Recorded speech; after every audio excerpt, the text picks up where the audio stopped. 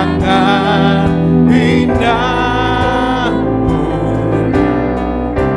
terjadi di hidupku. Bapa yang mengerti, ya Yesus, segala yang ku perlu. Kasih-Mu sempurna, nyata dalam hidupku. Mari jemaat Tuhan, saja kita semua bangkit berdiri. Syukur Bapa, ku bersyukur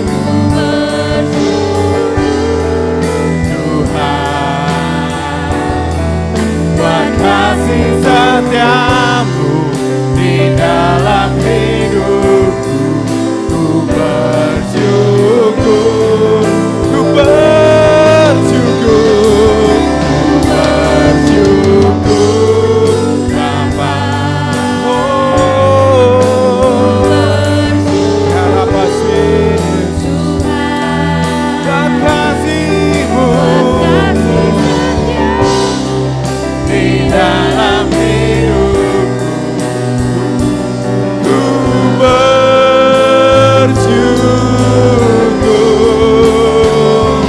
Tuhan.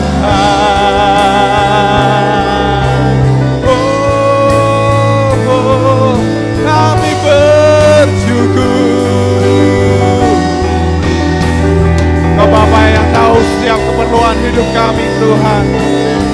Kau tak pernah meninggalkan hidup kami, walaupun kami berjalan dalam lembah kegelapan. Engkau selalu bersama dengan kami. Tak ada lembah gelap yang tak ku lewati tanpa hadir-Mu. Amin. Hatiku takkan gentar, sebab ku tahu tangan-Mu yang menopangku. Tak ada lembah gelap, tak ada lembah gelap yang tak ku lewati tanpa hadir-Mu. Dia selalu ada dalam hidup kita. Hatiku takkan gentar, sebab ku tahu tangan-Mu yang menopangku. Siapakah Dia? Mari katakan, Engkaulah Yesus, Engkaulah Tuhan, hanya Kau ku percaya. Sekali lagi, hanya Kau Yesus, Engkaulah Yesus, Engkaulah Tuhan, harapan hidupku. Mari jemaat saja katakan bersyukur Bapa. Amin Tuhan. Ku bersyukur Tuhan, buat kasih setia-Mu.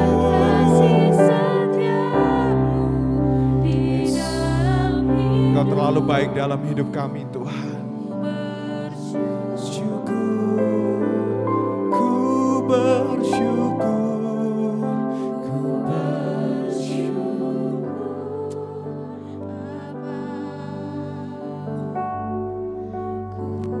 bersyukur Tuhan, buat kasih setia-Mu di dalam hidupku.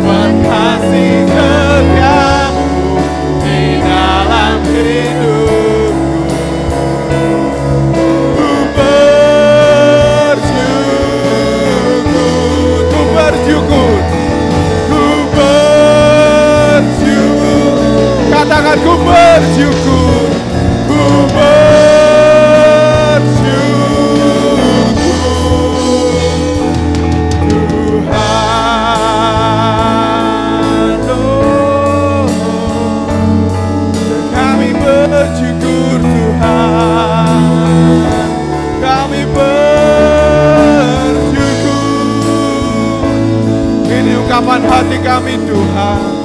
Kami bersyukur di hadapan-Mu Yesus. Terima kasih Tuhan. Terima kasih buat setiap rencana-Mu dalam hidup kami. Buat setiap kebaikan Tuhan dalam hidup kami. Buat keluarga yang Tuhan beri dalam kehidupan kami. Terima kasih. Terima kasih Tuhan. Terima kasih Yesus. Terima kasih Tuhan. Terima kasih ya Tuhan. Terima kasih Yesus. Mari kita mengucap syukur. Terima kasih Engkau sudah memberikan suami yang terbaik Tuhan. Terima kasih Engkau sudah memberikan istri yang terbaik Tuhan. Terima kasih Tuhan sudah memberikan anak-anak yang terbaik dalam hidup kami. Terima kasih karena Tuhan sampai hari ini masih memegang dan memelihara kehidupan kami. Itu semua anugerah-Mu yang luar biasa dalam hidup kami Tuhan. Kami gak mampu membalas Tuhan. Terima kasih Yesus. Terima kasih Tuhan. Kiara masyadaka. Kiara batakara masyadakara batakara masyadi kiara batakara masyadaka. Kiara takara bataka syadakara batakara masyadakara takasyadi. Kiara takara batakara batakara batakara batakara batakara batakara. Kiara takara takara batakara batakara syadakara takara masyadi. Kiara mala mala mala mala mala mala mala mala masyadi. Kiara batakara batakara batakara mala mala mala syadakara mala mala. Kiara mala mala mala mala mala mala mala mala. Kiara takara mala mala mala mala syadakara mala mala. Kiara mala takara mala mala mala mala mala. Kiara mala mala mala syadakara mala syadi. Kiara mala mala mala mala syadakara mala batakara batakara. Terima kasih sekarang takara la la la la la. Yesus. Oh, Kau baik Tuhan. Engkau baik Tuhan. Oh, terima kasih Yesus. Karabashata karadakara masih. Kiradakara matakara basyakara. Kau begitu baik Tuhan. Oh, ya radakara matakara. Keluarga-keluarga Tuhan dimana yang diberkati Tuhan dalam nama Yesus. Keluarga-keluarga diberkati Tuhan dalam nama Yesus. Engkau suami istri diberkati Tuhan.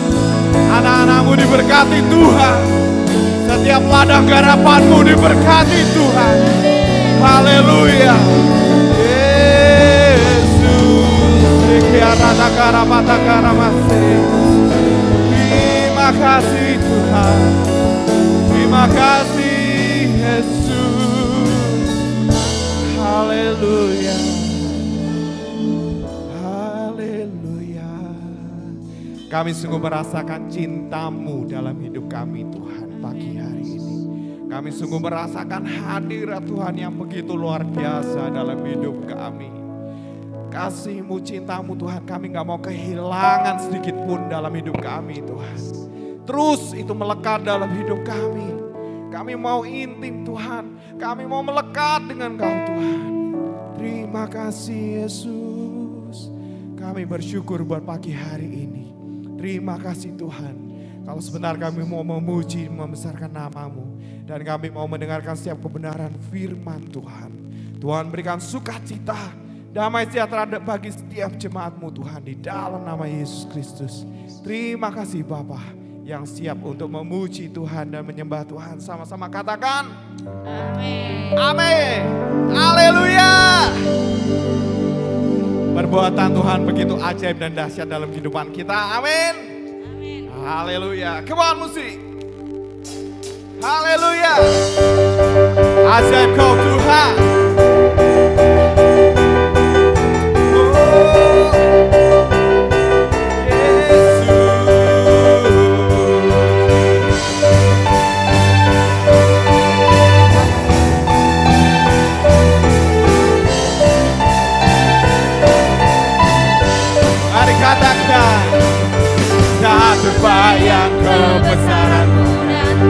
terbanding kekuatanmu Tuhan.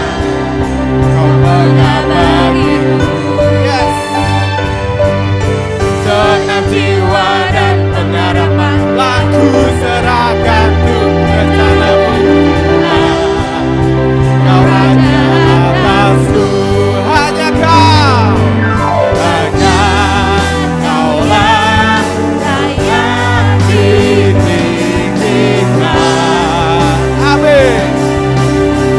Come on, ajaib Kau, Ajaib Kau Tuhan, agung dan perkasa.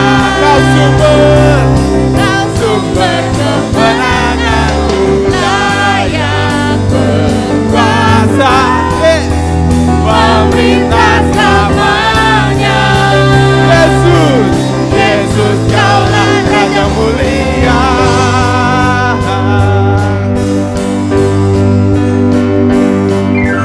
Tak terbayang kebesaranmu dan tak terbanding kekuatanmu Tuhan. Kau menggabagiku, yes, haleluya. Segenap jiwa dan pengharapan ku serahkan untuk rencanamu Tuhan. Kau Raja atasku, hanya Kau yang layak ditinggikan. Haleluya, come on, ajaib Kau Tuhan, ajaib Kau Tuhan, agung dan perkasa. Kau sumber kemenanganku, layak berkuasa, pemerintah selamanya. Yesus Kaulah Raja mulia, ya Raja mulia, haleluya. Terima kasih Tuhan.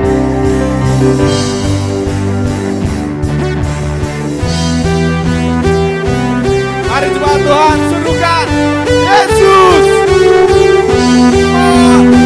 Mari semangat serukan Tuhan. Haleluya. Ajaib Kau Tuhan. Haleluya.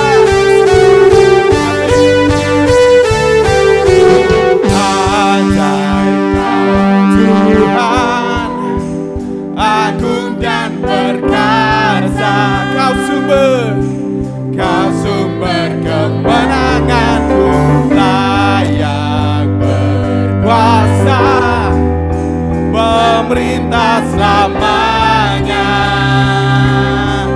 Yesus Kaulah Raja mulia, ajaib Kau Tuhan, amin. Agung dan perkasa, Kau sumber kekuatan, Kau sumber kemenangan, yes. layak Berkuasa, pemerintah selamanya. Yesus Kaulah Raja mulia, Raja mulia, amin. Engkau selalu sediakan dalam hidup kami.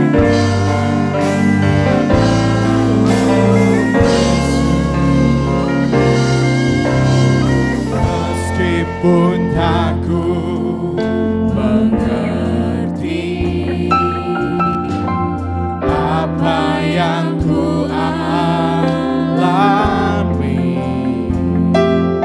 namun kita harus percaya ku yakin Tuhan punya rancangan terbaik. Amin. Yesus, pertolonganku datang darimu, Yesus yang ku percaya.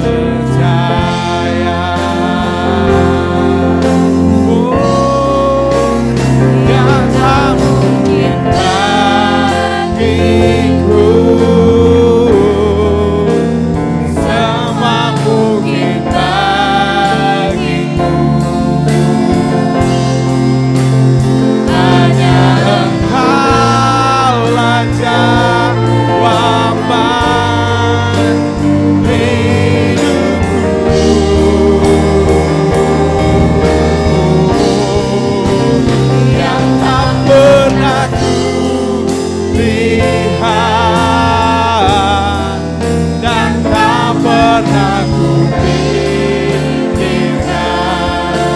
Kau sediakan bagiku. Itu yang Kau sediakan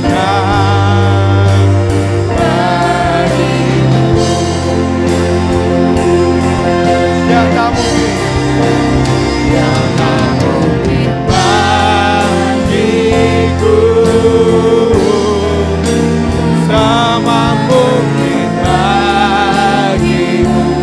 Semua mungkin Tuhan, hanya Engkaulah jawaban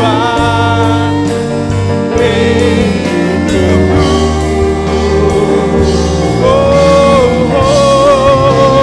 Yang tak pernah kulihat dan tak pernah kupikirkan. Itu yang disediakan Tuhan. itu yang Kau sediakan bagiku. Saya undang hambanya yang tak mungkin bagiku, semua mungkin bagi ya Tuhan. Hanya Engkau Tuhan, hanya Engkaulah jawaban hidupku. Tuhan, terima kasih Tuhan yang tak pernah kulihat dan tak pernah kupikirkan. Itu yang Kau sediakan bagiku. Itu yang Kau sediakan Tuhan. Itu yang Kau sediakan. Yang Kau sediakan. Itu yang Kau sediakan bagiku. Terima kasih Tuhan. Terima kasih Bapa yang baik. Haleluya. Haleluya Tuhan. Engkau yang menjadi jawaban hidup kami Tuhan. Bahkan apa yang belum pernah kami dengar tentang kebaikan yang terjadi dalam hidup kami, Amin. kami bisa mengalami karena Tuhan yang melakukan. Dan belum pernah kami lihat mujizat yang luar biasa Tuhan bisa jadikan terjadi dalam hidup kami Tuhan. Karena Engkaulah jawaban kami. Ya. Sampai pada saat ini Tuhan, kami tetap berdiri kokoh, beriman kepada Kristus.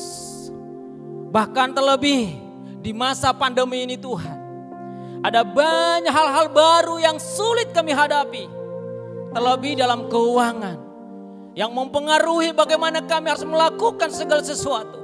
Tetapi kami percaya Tuhan, di dalam Yesus orang percaya tidak pernah kalah. Di dalam Yesus orang percaya akan selalu mendapatkan kekuatan, mendapatkan kemenangan Tuhan. Sehingga mereka akan tetap menjadi cahaya yang bersinar, menjadi terang bagi dunia. Terima kasih Bapa yang baik.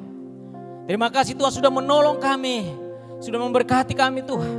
Bahkan kami sudah memuji, memuliakan Tuhan. Kami percaya setiap umat-Mu yang datang dengan rindu dan haus, mereka akan dilawat Tuhan. Baik yang ada di tengah-tengah gereja-Mu saat ini, baik juga mereka yang ada di rumah yang sedang mengikuti ibadah secara online. Kami percaya mereka yang benar-benar ingin melekat akan mendapatkan Tuhan dalam hidup mereka. Terima kasih Tuhan. Pemberitaan firman Tuhan, biarlah Roh Kudus yang menguasai kami Tuhan. Kami manusia terbatas, tetapi Engkau Allah yang tak terbatas. Mampu berbicara di luar apa yang kami pikirkan. Mampu melakukan hal-hal yang dahsyat di luar dari kemampuan kami. Sehingga kami tetap berkata, Engkau Allah yang luar biasa. Terima kasih Bapa. Kami serahkan seluruh Tuhan ibadah terlebih dalam pemberitaan firman. Urapi hamba-Mu, biarlah Roh Kudus mengurapi kami semua dalam nama Yesus. Semua yang percaya katakan amin. Haleluya. Beri kemuliaan buat Tuhan kita. Saudara kasih dalam Tuhan, tahun ini adalah tahun yang spesial.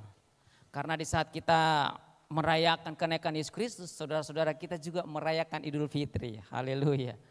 Jadi ini ada kesempatan mereka tahu bahwa Yesus itu benar-benar naik ke surga. Amin. Ini tidak kebetulan saudara. Tuhan sedang menunjukkan kepada dunia bahwa kepercayaan, iman orang percaya itu benar-benar hidup. Saudara kasih dalam Tuhan, saya diberikan tema Indomitable Financial. Ini memang satu tema yang sangat berat karena berbicara tentang keuangan saudara. Karena selama ini yang kita pahami di dalam gereja berbicara tentang kerohanian yang sangat spiritual. Bagaimana kita menjadi orang yang baik, tetapi baik juga kepada Tuhan, tetapi baik juga kepada sesama.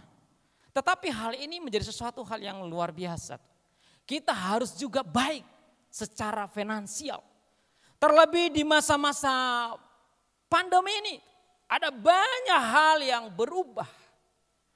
Orang yang dulunya keuangannya baik-baik saja, mereka mengalami goncang. Mereka yang punya usaha besar, ada juga yang mengalami kerugian sehingga mereka ada yang gulung tikar. Dan juga mereka yang punya usaha kecil juga mengalami dampak yang demikian. Tetapi hari ini, tema ini membawa satu pengertian bahwa indomitable adalah dalam pengertian lainnya more than conquer, lebih dari pemenang. Saudara kasih dalam Tuhan, ketangguhan, kemenangan dalam finansial ini bukan berbicara soal besar kecilnya uang ataupun aset yang kita perjuangkan. Bukan berbicara berapa banyak dan berapa besar dan kecilnya harta yang sedang kita perjuangkan. Tetapi ini sedang berbicara bagaimana kita tetap bisa bertahan walaupun dalam saat krisis. Amin. Bagaimana kita bisa tetap memuliakan Tuhan lewat harta kita dalam situasi krisis. Saya percaya dan yakin semua 1 tahun belakangan ini sedang mengalami hal yang sama. Semua baik itu pendeta, baik itu jemaat, orang awam, semua usaha kecil, usaha besar. Mereka sedang menghadapi namanya sesuatu yang baru. Sehingga berdampak kepada krisis. Tetapi kita harus percaya bahwa kita sebagai orang percaya bisa tetap kuat, bisa tetap berdiri kokoh dan bahkan lebih daripada pemenang. Saudara kasih dalam Tuhan Yesus, sehingga saya menyimpulkan dengan subtema kecil dari tema ini adalah sekalipun dalam krisis tidak dapat terkalahkan khususnya orang percaya dalam keuangan. Amin. Sekalipun dalam krisis orang yang percaya berdiri kokoh di dalam iman kepada Yesus, mereka tidak terkalahkan. Kenapa? Karena mereka punya paradigma sendiri. Mereka punya mindset yang sudah diubahkan. Mereka punya pola pikir dan punya cara yang khusus dari Tuhan. Sehingga walaupun mungkin aset kita sedang goncang, pekerjaan kita sedang goncang, orang-orang percaya tidak pernah kekurangan dalam hal kebahagiaan. Katakan amin. Haleluya. Saudara kasih dalam Tuhan Yesus, kita akan membaca Alkitab kita di dalam Matius pasal 6. Saya akan bacakan satu perikop ini. Matius pasal 6 ayat 19 sampai ayat yang ke-24. Bapak Ibu boleh menyimak, saya akan membacakannya. Hal mengumpulkan harta. Janganlah kamu mengumpulkan harta di bumi. Di bumi ngengat dan karat merusakkannya dan pencuri membongkar serta mencurinya. Tetapi kumpulkanlah bagimu harta di sorga. Di sorga ngengat dan karat tidak merusakkannya dan mencuri tidak pencuri tidak membongkar serta mencurinya. Karena itu di mana hartamu berada, di situ juga hatimu berada. Mata adalah pelita tubuh. Jika matamu baik, teranglah seluruh tubuhmu. Jika matamu jahat, gelaplah seluruh tubuhmu. Jadi jika terang yang ada padamu gelap, betapa gelapnya kegelapan itu. Garis bawahi di ayat yang keempat, tak seorang pun dapat mengabdi kepada dua tuan. Karena jika demikian ia akan membenci yang seorang dan mengasihi yang lain.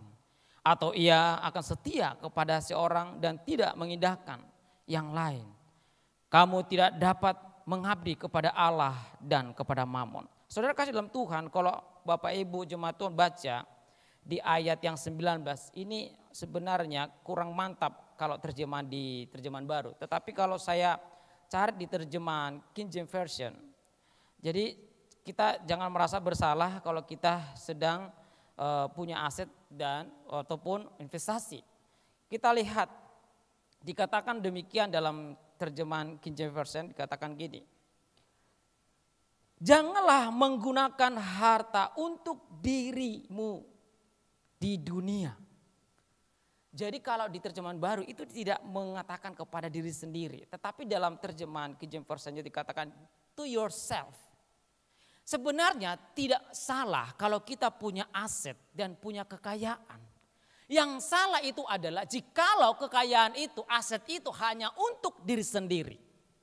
Artinya Tuhan mengizinkan kita punya kekayaan, tetapi kita juga harus tahu bagaimana kita berbagi kepada orang-orang yang membutuhkan. Amin.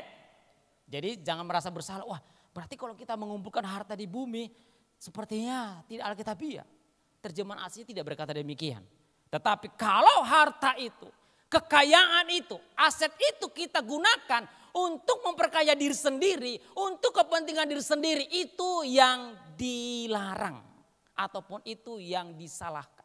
Tetapi kalau itu kita gunakan untuk kebutuhan banyak orang, untuk menolong orang lain, untuk berbagi, itu adalah alkitabiah. Saudara kasih dalam Tuhan Yesus, yang perlu kita catat di sini adalah di ayat yang selanjutnya, di sini dikatakan di ayat yang ke-24 dikatakan, saudara kasih, tak seorang pun dapat mengabdi kepada dua tuan. Karena jika demikian ia akan membenci yang seorang dan mengasihi yang lain. Atau ia akan setia kepada yang seorang dan tidak mengindahkan yang lain. Kamu tidak dapat mengabdi kepada Allah dan kepada Mammon. Saudara kasih dalam Tuhan Yesus, ada 3 kata yang kita lihat di dalam Matius pasal 6 ayat 24 ini. Kata yang pertama itu adalah mengabdi, mengasihi, melayani. Saudara katakan di sini adalah kalau kita mengabdi kepada uang, berarti kita tunduk kepada uang. Tetapi kalau kita mengabdi dan mengasihi dan melayani kepada Tuhan, maka kita tunduk kepada Tuhan. Amin. Bisa kita pahami. Biasanya orang akan mengalami namanya hasrat yang rindu kalau mereka benar-benar mengabdi dan mengasihi dan melayani Tuhan. Biasanya jarang datang kepada Bapak Pendeta, kepada hamba Tuhan, ataupun jemaat berkata gini, aduh Pak bagaimana ini? Saya ingin mencari Tuhan, saya tidak merasakan Tuhan dalam hidup saya ingin mendapatkan Tuhan. Tapi biasanya yang datang, Pak bagaimana ini? Usaha saya, keuangan saya mengalami masalah, bagaimana caranya supaya mendapatkan kembali kekayaan itu? Mendapatkan kembali apa yang saya miliki dalam harta itu. Nah ini menunjukkan, kedua hal ini menunjukkan. Sebenarnya kita sedang mengabdi, sedang mengasihi dan sedang melayani siapa? Saudara kasih dalam Tuhan, tidak salah kita punya harta ataupun kekayaan. Karena kalau biasanya banyak orang yang kaya juga, mereka bisa memberkati gereja Tuhan dan membuat pekabaran Injil dengan luar biasa. Tetapi menjadi satu hal yang di sini adalah dalam waktu kita datang kepada Tuhan tidak bisa sama status derajat Tuhannya Allah Yesus Kristus atau dengan Mamon. Artinya adalah kita harus tunduk mengabdi dan melayani dan mengasihi kepada Tuhan. Tidak boleh ada tandingannya. Jikalau ini ada tandingannya ataupun mamon atau uang, maka kita akan mengalami namanya masa krisis yang tidak bisa dimenangkan. Sehingga kita tidak bisa memprioritaskan apakah Allah yang kita sembah itu masih melayani, masih memberkati kita, masih menolong kita. Saudara kasih dalam Tuhan Yesus, jadi harus dipahami saudara, bahwa kalau mengabdi dan mengasihi, melayani tidak boleh bersamaan. Nanti akan dijelaskan selanjutnya. Kalau kita baca di dalam Ulangan pasal 28 ayat 1 sampai 15, ada 3 macam berkat. Kita lihat, Bapak Ibu boleh menyimak dan baca. Saudara kasih di dalam Ulangan pasal yang ke-28 ayat yang 1 sampai 15. Karena ayat ini sangat panjang, saya akan bacakan aja sampai ayat yang ke-5.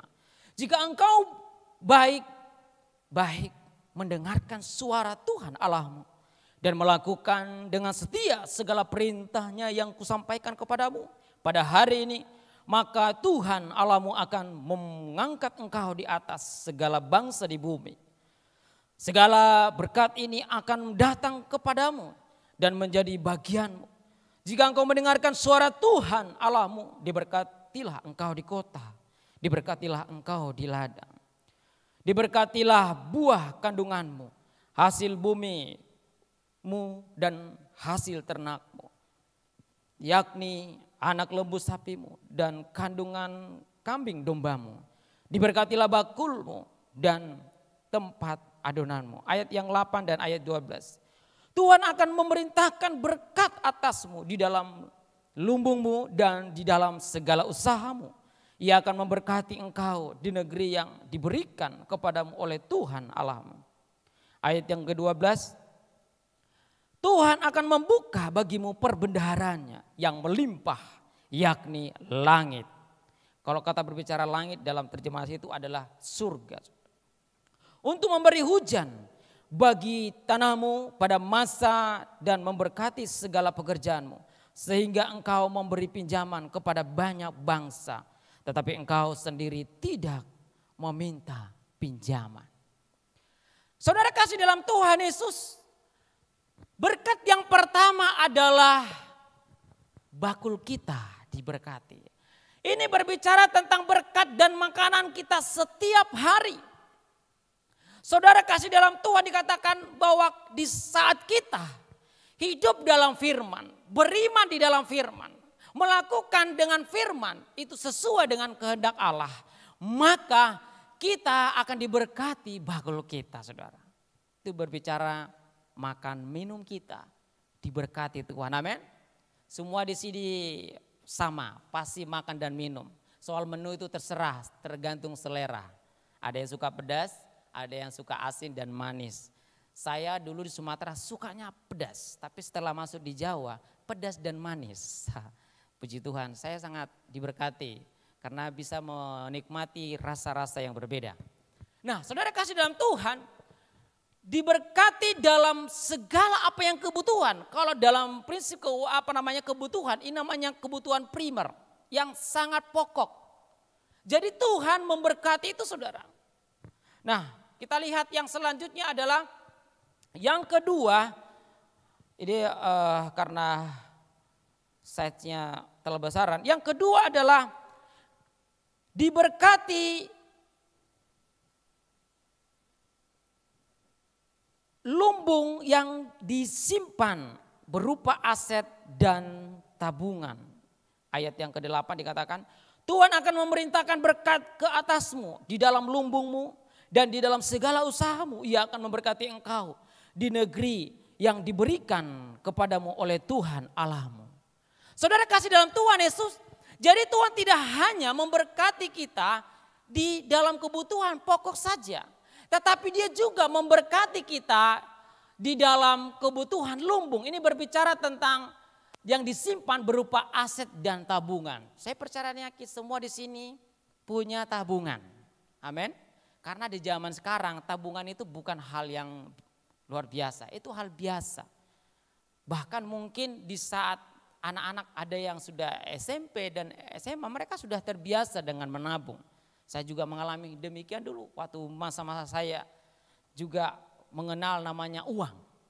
Namun perlu kita tahu bahwa kedua berkat ini disebut berkat umum. Sebab setiap orang yang bekerja di muka bumi beroleh kedua berkat ini. Jadi berkat pokok dan berkat tabungan semuanya itu berkat umum, saudara. Semua orang yang bekerja giat, yang suka bekerja keras pasti mendapatkan berkat ini. Tetapi ini justru akan bisa mengalami namanya ada masa krisis. Kenapa? Seperti Allah memberikan hujan kepada orang baik dan orang benar. Seperti Tuhan memberikan matahari kepada orang Kristen ataupun orang yang tidak Kristen. Jadi di sini yang kita perhatikan adalah bahwa berkat umum itu berlaku kepada semua. Tidak hanya orang Kristen, baik juga mereka yang di luar Kristen.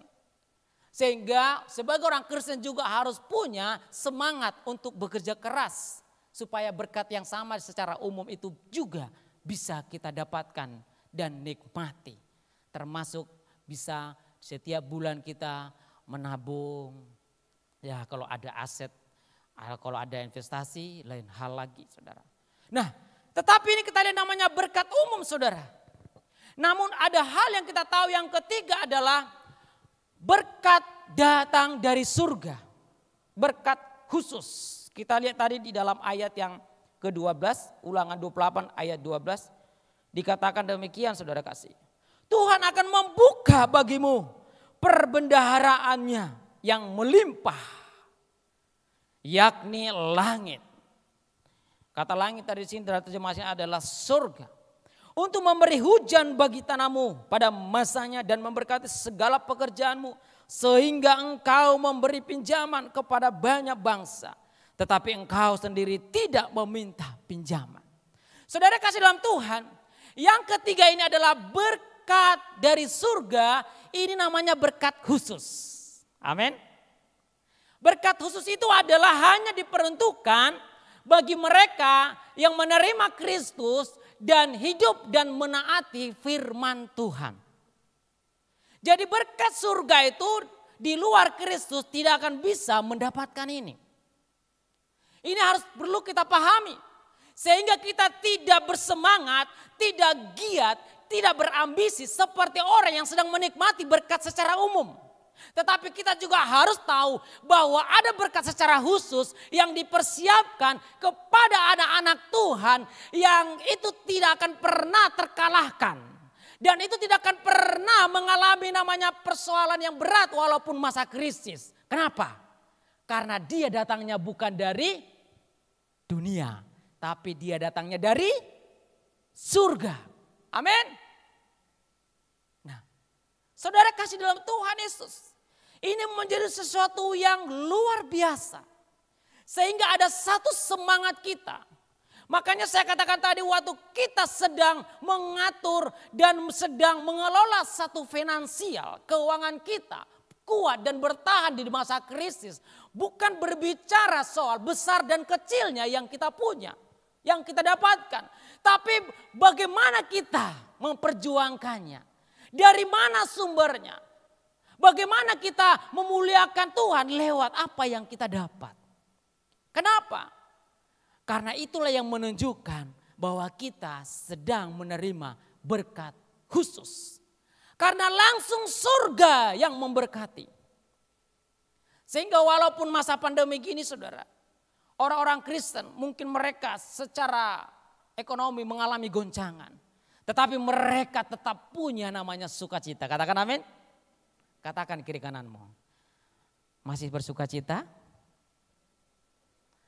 Walaupun masa pandemi ini pendapatan berkurang, masih bersuka cita? Di masa pandemi ini keuangan sedang goncang, apakah masih tetap bersuka cita?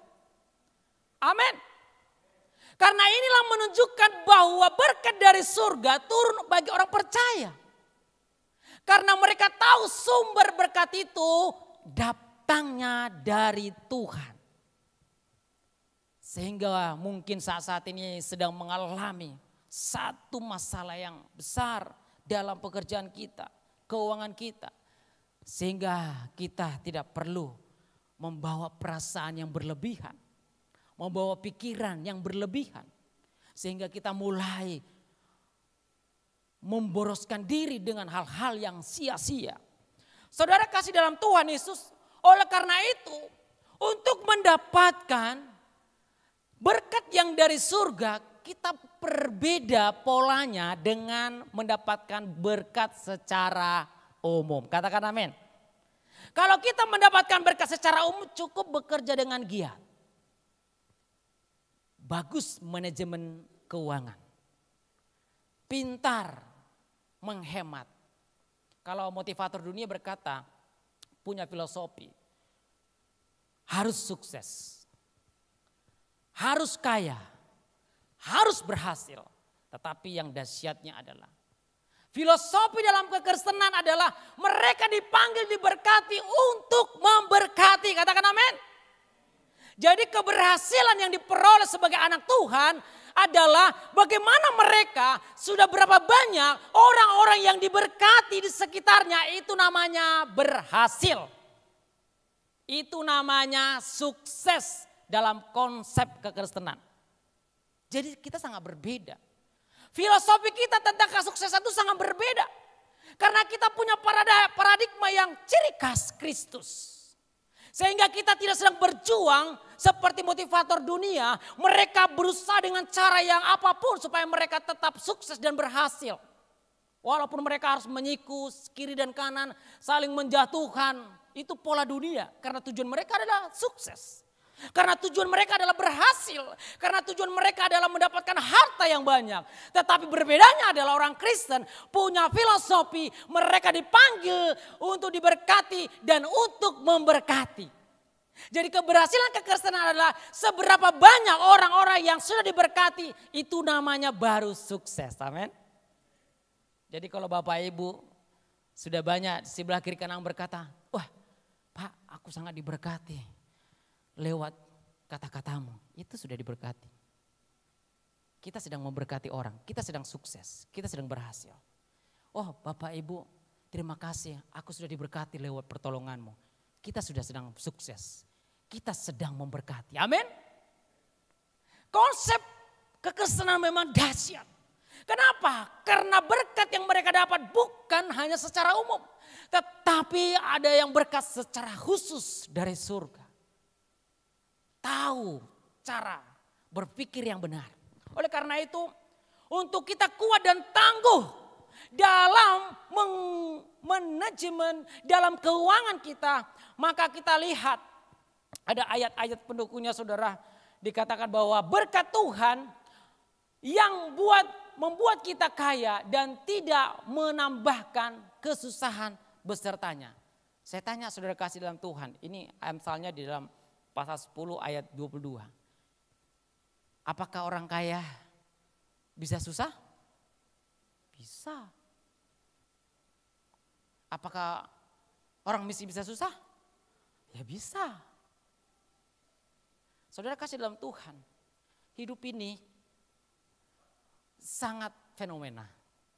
Orang yang berjalan kaki, dia pingin punya sepeda. Orang yang punya sepeda, dia pingin punya motor. Orang yang punya motor, dia pingin punya mobil. Padahal dia nggak tahu yang punya mobil, dia berpikir sangat keras. Bagaimana servisnya, bayar cicilan, perawatan. Dan yang punya mobil, dia pingin yang punya pesawat.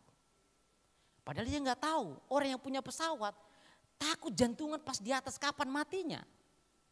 Hidup ini seperti itu saudara. Kalau mereka tidak mendapatkan berkat dari surga, tidak ada namanya puas. Padahal sebenarnya kita sudah ditempatkan dengan sesuai berkat kita. Orang yang memiliki harta motor dan harta sepeda, belum tentu orang yang naik sepeda, naik motor akan jadi bahagia. Belum tentu. Orang yang punya mobil dengan motor, orang yang punya motor diberikan harta mobil, belum tentu setelah dia punya mobil jadi bahagia. Jadi kita harus tahu menempatkan diri kita, saudara. Karena kita tahu bahwa jangan sampai berkat itu membuat kita susah. Itu maksud ayat ini. Jadi kalau kita diberkati Tuhan, berarti berkat itu bukan justru membuat kita susah. Tahu maksudnya? Berarti kita tidak boleh berambisi. Memiliki sesuatu yang kita harapkan boleh. Tapi jangan justru berkat itu membuat kita jadi menderita. Jadi punya utang di sana, utang di sini. Akhirnya kita tidak bisa lagi menjadi berkat dan memberkati sekitar kita. Jadi bukan soal berbicara apa yang kita miliki. Tapi bagaimana paradigma kita. Bagaimana cara berpikir kita mengenai tentang konsep keberhasilan dalam kekristenan. Kalau kita lihat tadi di ayat ini sudah kita baca, saudara kasih. Dan selanjutnya, lalu bagaimana kita supaya bisa tangguh dalam keuangan itu. Kata indomitable itu adalah satu kekuatan, kegigihan, tangguh. Di dalam, karena kata ada finansialnya adalah keuangan. Yang perlu kita tahu adalah menolak, yang pertama menolak cara-cara yang salah.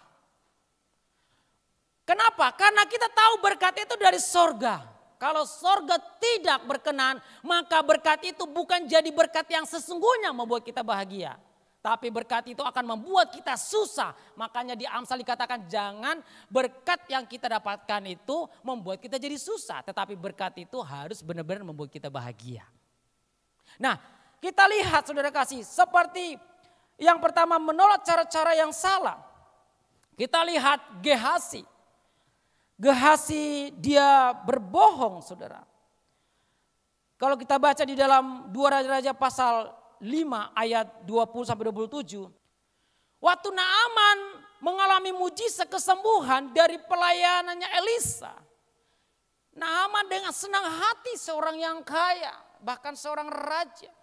Dia memberikan harta yang besar, namun pada saat itu ada cara berpikir yang berbeda yang dimiliki Elisa, seorang hamba Tuhan. Dia tidak menerima. Namun Gehasi, asistennya dia, karena dia lihat uang ini adalah aset. Uang ini adalah harta yang sangat menjanjikan. Bisa beli kebun zaitun, bisa beli rumah yang banyak, bisa mungkin kalau sekarang bisa beli mobil yang bermerek mewah. Tapi satu hal, karena gelapnya dia memandang harta itu, dia berbohong kepada Elisa. Bahkan waktu Elisa mengatakan, "Kemana engkau, Gehasi?" Dia tidak mengaku bahwa dia sudah meminta sebagian apa harta yang ditawarkan kepada Elisa. Mungkin pada saat itu kalau dia terbuka, mungkin dia akan ada pengampunan. Tetapi pada saat itu dia benar-benar berbohong. Sehingga berkat yang dia dapatkan itu bukan membuat dia bahagia. Berkat yang dia dapatkan itu bukan membuat dia malah senang. Tetapi justru dikatakan kamu akan menerima kusta akibat dari kebohongan yang kamu lakukan. Dan Gehasi dikatakan setelah pulang dari depan hamba Tuhan Elisa, dia mendapatkan kusta sakit. Nah, yang pertama kita harus menolak cara-cara yang salah adalah berbohong. Kalau kita mau mendapatkan sesuatu tidak perlu harus berbohong. Lakukanlah dengan cara yang apa yang Tuhan kehendaki. Dan selanjutnya adalah menolak cara yang salah dengan menipu. Kita lihat Kisah Rasul pasal yang ke-5 ayat 1-11. Safira juga mengalami demikian. Kalau kita sudah memiliki satu nasar kepada Tuhan, Jangan sampai kita ingkar hal itu. Karena kita melihat nilai uang yang begitu menjanjikan. Karena kita lihat harta yang begitu menjanjikan. Sehingga kita lupa bagaimana kita memberikan kepada Tuhan. Bagaimana kita harus menepati janji kita kepada Tuhan. Dan yang selanjutnya adalah menolong dengan cara tidak halal. Kita lihat di dalam Yeremia pasal 17 ayat yang 11. Seperti ayam hutan yang mengerami yang tidak ditelurkannya. Demikianlah orang menggaruk kekayaan secara tidak halal. Pada pertengahan usianya ia akan kehilangan semua. Dan pada kesudahan usianya ia terkenal sebagai seorang bebal. Saudara kasih dalam Tuhan, ada orang masuk ke pemerintahan dengan berbagai tujuan. Yang harusnya dia bisa mensejahterakan rakyat supaya bisa mengelola, membagikan keuangan itu dengan merata kepada semua yang butuhkan. Tetapi ternyata ada banyak orang-orang yang diberi tanggung jawab di pemerintahan, mereka korupsi. Mereka melakukan dengan cara tidak halal, dengan tujuan supaya mereka memperkaya diri sendiri. Ini yang tidak diperbolehkan. Kenapa? Karena itu tidak berkenan kepada Tuhan. Jadi carilah dengan cara yang halal. Mungkin harus bekerja keras. Mungkin ada satu resiko. Tetapi di saat itu kita lakukan dengan halal. Berkat itu tidak akan membawa kita kesukaran. Katakan amin. Walaupun mungkin nilainya tidak wow. Tidak mungkin sampai ratusan juta. Tidak mungkin sampai miliaran. Tetapi karena kita mendapatkan itu dengan sesuai kehendak Allah yang berkenan. Maka kita tidak akan menderita saat menggunakan uang itu. Seperti yang dibuatkan di Yeremia. Orang yang korupsi di pertengahan hidup tidak bisa menikmati. Kenapa? Karena mereka harus masuk penjara. Akhirnya mereka tidak bisa menikmati masa tua mereka. Nah, seperti tadi Ananias dan Safira. Tujuan mereka untuk mendapatkan berkat itu. Tetapi karena cara mereka salah. Akhirnya berkat itu membawa mereka kepada hal yang tragis. Bukan menjadi berkat dan membawa kehidupan. Tetapi justru membawa kematian. Dan yang selanjutnya kita lihat. Di dalam yang pertama ini menolak cara-cara yang salah adalah dengan mencuri. Kita lihat di dalam Yosua pasal 7 ayat 1 sampai 8. Saudara kasih dalam Tuhan. Bangsa Israel sudah dikasih tahu lewat firman Tuhan. Mereka di saat saat mereka menang atas peperangan. Mereka tidak boleh menjarah khususnya barang-barang yang dilarang Tuhan. Tetapi akan melihat barang ini sangat bernilai. Lalu dia mengambil bahkan membiarkan semua para tentaranya. Sehingga waktu mereka berperang melawan bangsa Ai, mereka mengalami kekalahan. Dan Yosua mengoyakkan pakaiannya. Karena dia tahu bahwa bangsa Israel pada saat itu yang dipimpin oleh Yahuda. Mereka mencuri apa yang dilarang Tuhan di dalam peperangan itu. Tidak diperbolehkan tetapi mereka mengambil. Sehingga itu membuat mereka menjadi kalah luar biasa. Mereka mengalami kekalahan dalam peperangan. Saudara kasih dalam Tuhan Yesus. Jadi kita tahu yang pertama kita harus menolak cara-cara yang salah. Kita sudah lihat tadi. Tidak boleh dengan berbohong, menipu. Ataupun tidak halal ataupun mencuri.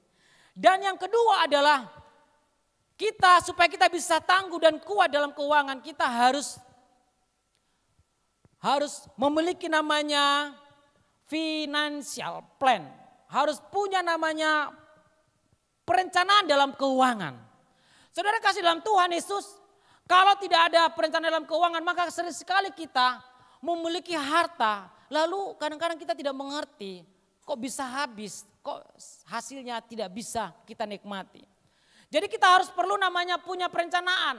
Bagaimana penggunaannya. Ada bagaimana investasi, bagaimana untuk asuransi, alokasi aset, pengeluaran besar. Pengeluaran besar itu ya seperti kebutuhan sehari-hari, baik listrik dan lain sebagainya. Bagaimana hari tua, hari tua dan bagaimana perpuluhan yang tidak bisa ditinggalkan, juga tabungan dan dana pendidikan. Jadi kita harus punya namanya finance dan finance plan. Perencanaan dalam keuangan. Supaya apa? Supaya kita tidak memakai uang dan kita tidak tahu kapan kita defisit, kapan kita bisa mendeposit.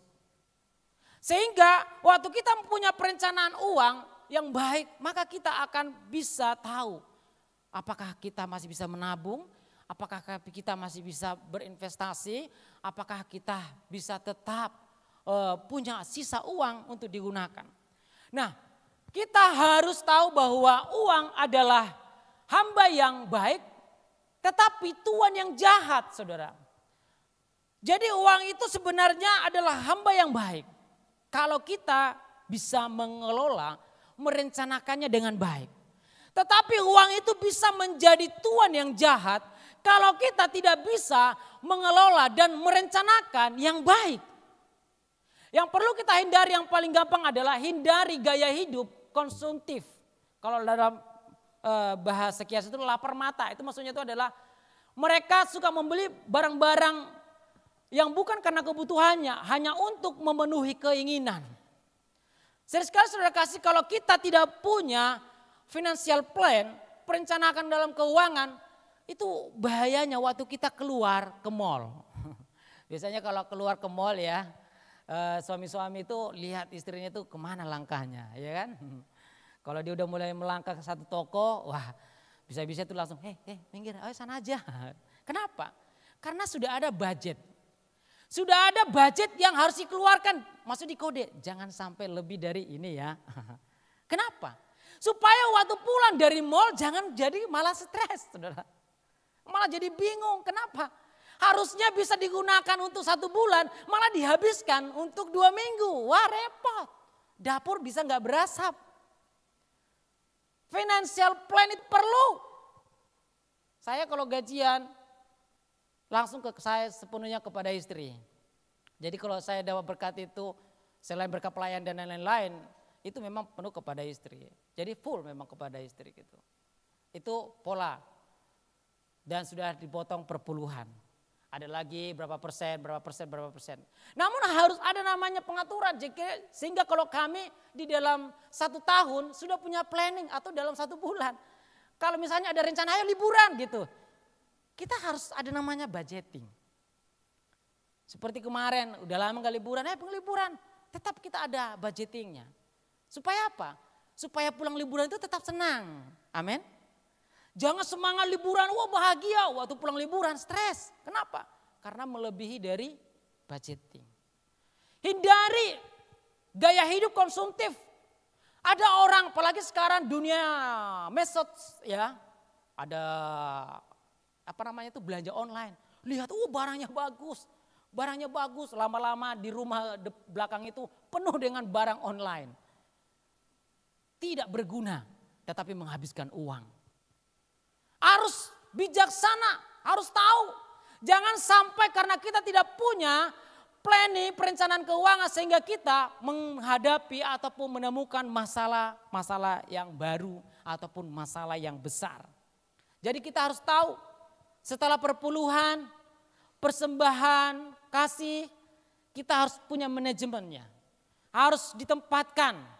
Ini uang pengeluaran besar untuk lain-lain. Ada 20% mungkin untuk uang darurat. Satu ketika misalnya ada masalah servis motor, mobil dan lain sebagainya. Harus punya plan seperti itu. Dan harus dipisahkan. Nggak boleh dibuat satu gelondongan. Kenapa? Kalau dibuat gitu nanti tiba-tiba uangnya udah menipis. Padahal pos A harus bayar bulan tanggal ini. Pos B harus bayar tanggal ini. Wow. Lalu apa yang terjadi saudara? Jika kalau tidak ada financial plan. Maka yang terjadi adalah mengutang. Hindari saudara. Bahkan kalau buka usaha, hindari mengutang besar untuk membuka usaha. Kalau bisa buka usaha itu jangan pakai utang. Supaya apa? Supaya kita itu bisa bergerak dan bahagia dan menikmati menjalankan usaha itu. Mungkin bisa kita memang harus berutang, tetapi jangan utang yang besar. Bijaksanalah merencanakan keuangan. Walaupun kita rohani, suka berdoa, suka melakukan firman, tapi kalau kita tidak punya namanya financial plan, kita akan mengalami masalah. Karena keuangan itu perlu di manajemen, perlu diatur. Supaya apa?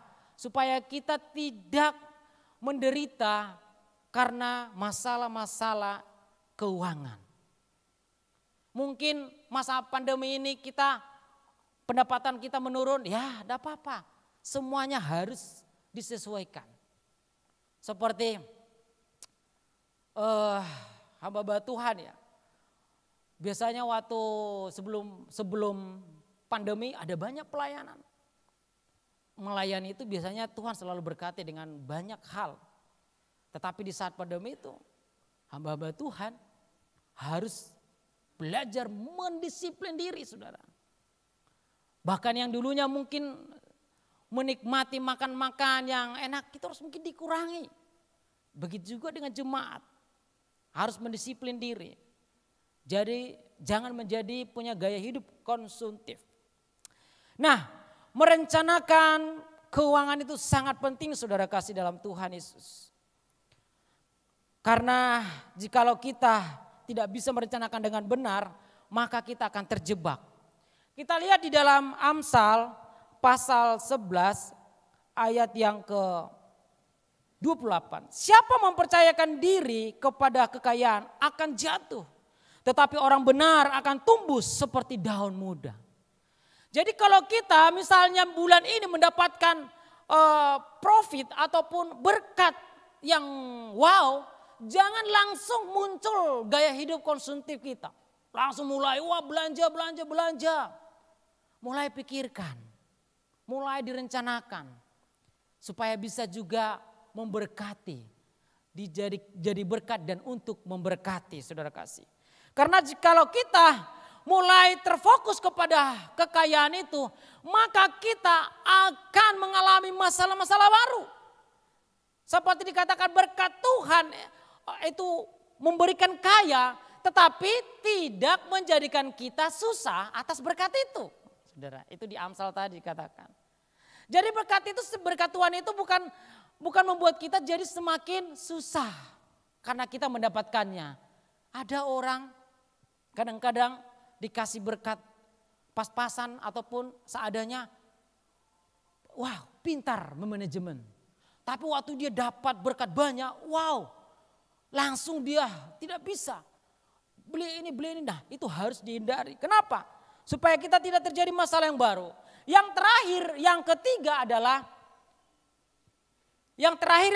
adalah persembahanmu adalah bentuk penghormatanmu kepada Tuhan. Saudara kasih dalam Tuhan Yesus, kalau kita lihat di dalam Maleakhi pasal 1 ayat yang ke-6 sampai 8. Kasih dalam Tuhan yang ketiga yang terakhir adalah persembahanmu adalah bentuk penghormatanmu. Di zaman bangsa Israel dalam perjanjian lama, mereka datang ke bait Allah, mereka selalu tidak boleh tangan kosong. Tergantung mereka setara dengan kepemilikannya. Kalau mereka kelas atas misalnya orang-orang yang memiliki pendapatan miliaran, mereka akan memberikan domba, lembu. Kalau mereka yang kelas menengah, mereka akan memberikan kambing, memberikan domba. Kalau mereka yang paling kelas bawah, mereka akan memberikan burung tekukur untuk dipersembahkan. Lalu mereka juga akan membawa roti sebagai satu persembahan kepada Allah.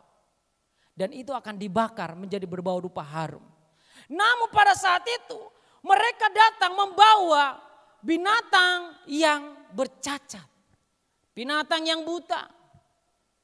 Makanya dikatakan ini adalah satu korban yang menghina Tuhan. Saudara kasih dalam Tuhan, berbicara persembahan kita bukan berbicara besar dan kecilnya. Tetapi kita harus tahu persembahan yang kita berikan kepada Tuhan adalah satu penghormatan. Bukan menjadi satu apa yang kita bisa dapat berikan. Kalau sekarang sudah bagus ya, kasih persembahan itu pakai amplop, jadi rapi saudara. Kalau beberapa tahun yang lalu, bahkan banyak juga ada gereja-gereja yang belum punya amplop itu, kalau mereka kasih persembahan itu ada yang digulung-gulung gini saudara. Terus ada yang sobek juga, akhirnya mungkin bagian keuangan harus setrika dulu baru dirapikan. Menjadi pertanyaannya adalah bagaimana kita memberikan persembahan itu kepada Tuhan? Apakah benar-benar satu penghormatan? Sehingga kita memberikannya dengan asal-asalan. Jadi supaya kita bisa kuat dalam keuangan, tangguh dalam keuangan, kita harus tahu berkat surga yang sudah diberikan kepada kita. Kita buktikan bahwa di saat kita memberikan persembahan kepada Tuhan harus bentuk penghormatan yang tinggi. Amin. Jadi jangan ada lagi orang yang memberikan persembahan dengan asal-asalan. Berikan yang terbaik. Berikan itu sebagai ucapan syukur kita kepada Tuhan. Satu penghormatan kita kepada Tuhan. Karena dengan itulah kita menghormati Tuhan. Tuhan tidak pernah katakan persembahan harus 100.000. Persembahan harus 50.000. Persembahan harus 10.000. Persembahan harus 5.000. Tidak ada catatan seperti itu di dalam Alkitab. Tetapi waktu kita datang membawa persembahan kepada Tuhan, berikanlah dengan rasa hormat. Amin. Karena yang kita layani adalah Raja, Sang Raja. Bukan seperti di dalam Maliaki ini. Mereka saat itu para imam-imam, mereka membawa korban bakaran kepada Tuhan dengan binatang yang cacat, binatang yang buta. Padahal kalau datang kepada Tuhan harus membawa binatang benar-benar yang tambun, yang muda. Yang benar-benar yang sesuai kehendak Allah. Nah kita lihat di dalam Amsal pasal 3 ayat 9. Demikian firman Tuhan, pemain musik bisa maju. Muliakanlah Tuhan dengan hartamu dan dengan hasil pertama dari segala penghasilanmu. Para WL Singers juga bisa maju. Saudara kasih dalam Tuhan. Yang ketiga, supaya kita bisa kuat dan kokoh dalam keuangan kita. Kita harus tahu harta yang kita miliki harus bisa memuliakan Tuhan dengan cara memberikan dengan satu kehormatan kepada Tuhan. Saudara kasih dalam Tuhan Yesus Kristus. Mari kita renungkan firman Tuhan ini. Sering sekali waktu kita, keuangan kita sebenarnya bisa kuat, bisa kokoh. Karena kita tahu ada berkat surga yang turun dalam hidup kita secara khusus bagi kita orang yang percaya. Haleluya. Saudara jemaat Tuhan tuh bangkit berdiri. Haleluya. Katakan kepada Tuhan, hanya ini Tuhan persembahan yang terbaik. Memang benar kita harus memberikan harta kita. Tetapi ada lebih daripada harta yang terbaik yang harus kita persembahkan kepada Tuhan. Itu adalah hidup kita. Haleluya. Berterima kasih. Oh Tuhan berterima kasih. Kau mengasihiku. Yesus memilikiku. Kau memilikiku. Hanya ini Tuhan. Hanya ini Tuhan. Persembahanku segenap hidupku, jiwa dan ragaku, sebab hanya memiliki harta kekayaan yang cukup berarti untuk mempersembahkan hanya ini Tuhan. Permohonanku terimalah Tuhan, persembahanku, pakailah hidupku sebagai alatmu seumur hidup.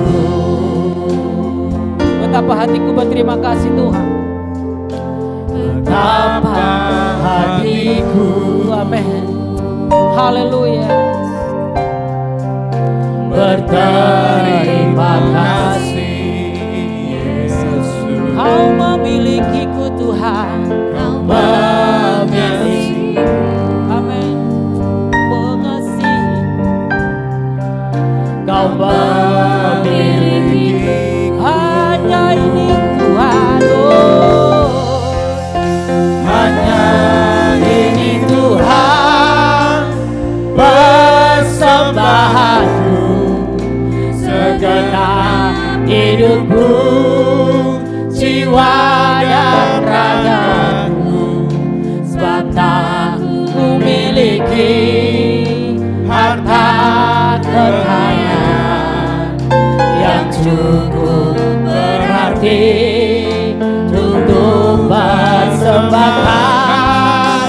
Hanya ini Tuhan permohonanku, terimalah Tuhan persembahanku. Pakailah hidupku sebagai alat. Mari jemaat Tuhan katakan, hanya ini Tuhan persembahan. Mari jemaat Tuhan katakan sama-sama. Hanya ini Tuhan persembahan. Amin. Tuhan, kami percaya Tuhan, walaupun kami memiliki harta, memiliki keuangan yang baik, tetapi persembahan yang terbaik, yang berbau dupa harum naik kehadirat-Mu Tuhan, adalah hidup kami, adalah jiwa kami, adalah roh kami Tuhan, yang Kau telah mengasihi kami, yang Kau telah memiliki kami Tuhan. Pakailah kami menjadi alat-Mu, sehingga di masa-masa saat krisis ini, kami tetap kuat, kami tetap menang, tak terkalahkan. Karena ada berkat-berkat surgawi yang turun atas kami. Sebagai alat-Mu seumur, hanya ini Tuhan. Hanya ini Tuhan persembahanku, serima hidupku, jiwa dan ragaku, sebab ku miliki harta kekayaan yang cukup berarti untuk persembahkan. Hanya ini Tuhan permohonanku, terimalah Tuhan persembahanku. Pakailah hidupku sebagai alat seumur hidupku.